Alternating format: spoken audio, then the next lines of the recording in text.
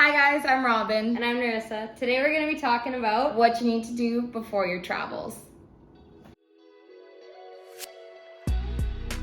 Alright, first things first is you're going to need a passport. You're not getting out of the country and you're not getting into any other countries without a passport. Yeah, probably the worst thing that you could do is not check ahead of time and get to the airport, realize your passport's expired, and then you have to go home. So that would suck. And also I know that some countries require like 2 to 4 blank pages on your passport.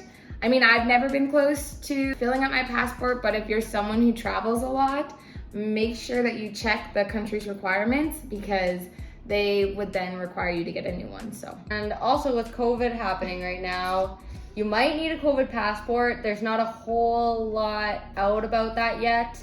We don't know, so we will inform you when we figure that out for ourselves. Yeah, I think right now is just like you have your vaccination records and then your passport, but I don't know, some people have been talking about a specific COVID passport, so we'll keep you posted. Yeah.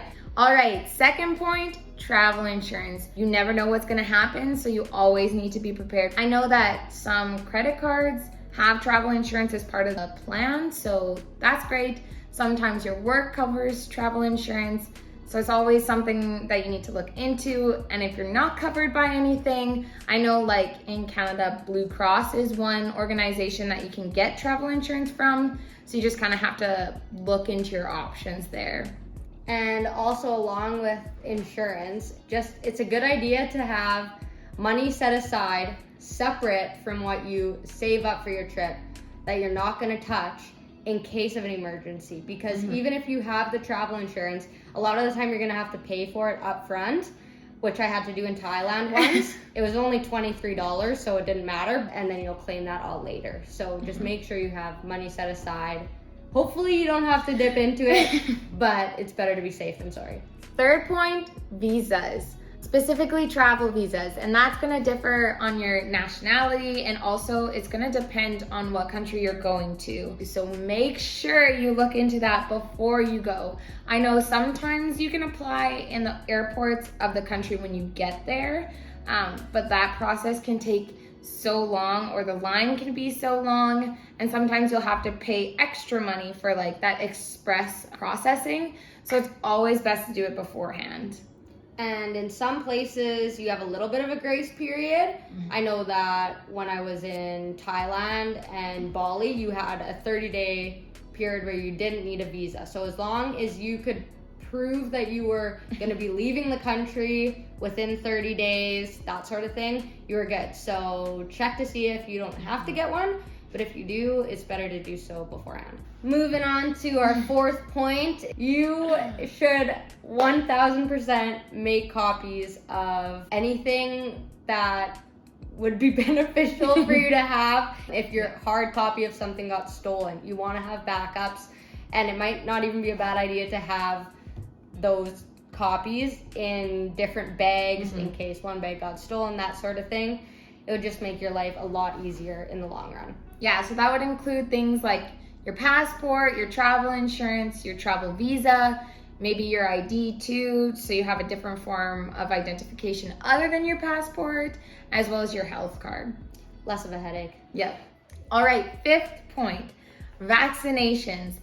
Almost every single country, I would say, at least requires or recommends that you have certain vaccinations before you go. Like for us, as an example, we went to Guatemala in grade 12 together, and we needed to get our malaria shot.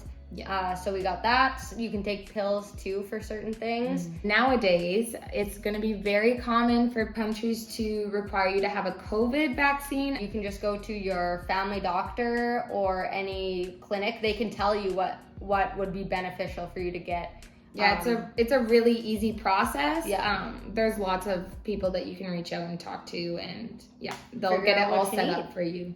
Okay, our sixth point is driving. So depending on where you're going, you might need an international driver's license. I know a lot of people got pulled over in Thailand and Bali. Luckily, we dodged a bullet on that one a few times. But it would be better if you know that you're going to be renting a vehicle and driving lots. You should just have one, just in case. All right, seventh tip, flights.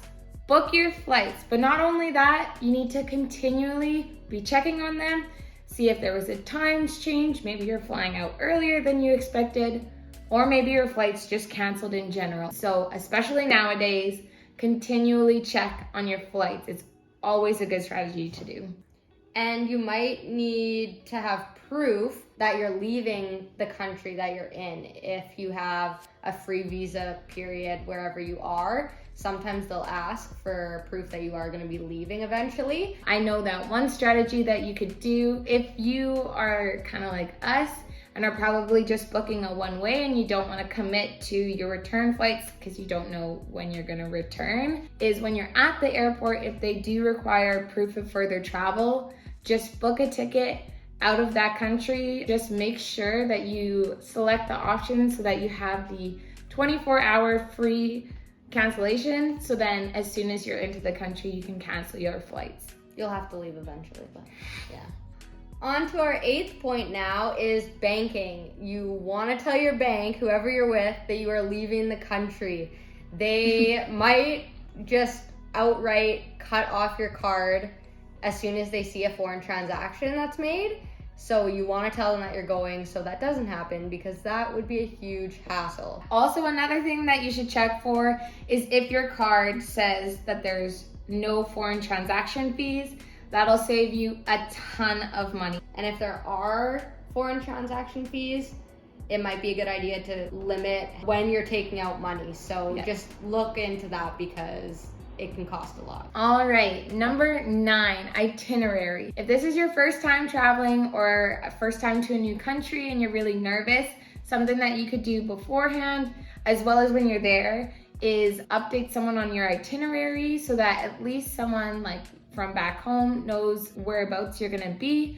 Stay safe, let people know where you are, even if you don't have a plan set in stone. Yeah.